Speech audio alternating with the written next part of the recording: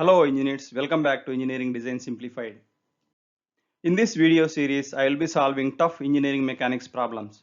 If you want to watch more videos like this, please subscribe to my channel and press that bell button so that you will be notified when I upload a new video. Today's problem is derive an expression in terms of theta, beta and W, the force T necessary to hold the weight in equilibrium. Also derive an expression for the reaction of the plane on W. No friction is assumed between the weight and the plane.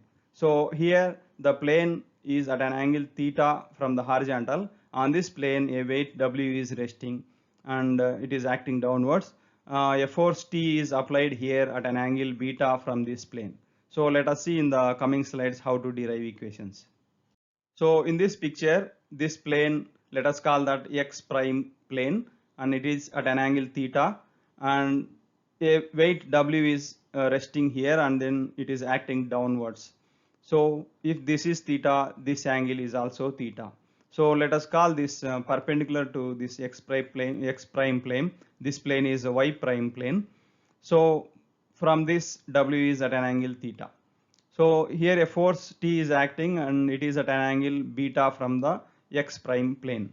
So and the normal reaction of this plane on this weight is acting perpendicular to this plane along y prime plane. So let us call that normal reaction N.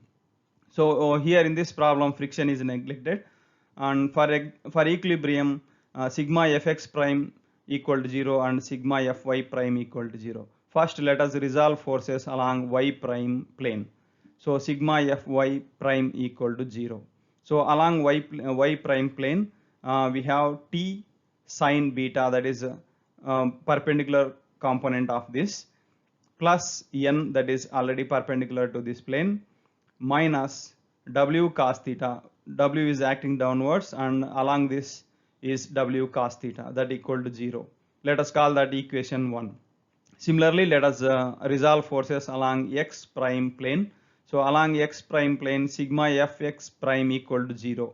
So along x prime we have t cos beta, that is along this plane the t component will be t cos beta, and similarly the w along this plane, that is this one, will be w sin theta. So n will not have a component along this plane. So t cos beta equal to w sin theta. So after simplifying this we get t equal to w sin theta by cos beta. Let us call that equation 2. Now let us substitute equation 2 in equation 1. We get equation 1 w sin theta sin beta by cos beta plus n minus w cos theta equal to 0. So from this we can write n equal to w cos theta minus w sin theta sin beta by cos beta. So we get w cos theta cos beta, that is cross multiplying this, minus w sin theta sin beta divided by cos beta.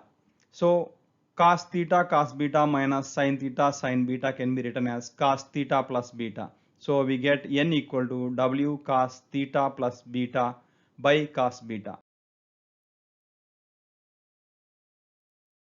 The answer for the first part of the problem, that is from equation 2, t equal to w sin theta by cos beta. For the second part of the problem, n equal to w cos theta plus beta by cos beta. That's all for today's video. If you like this content, please like, share and subscribe. Thanks for watching.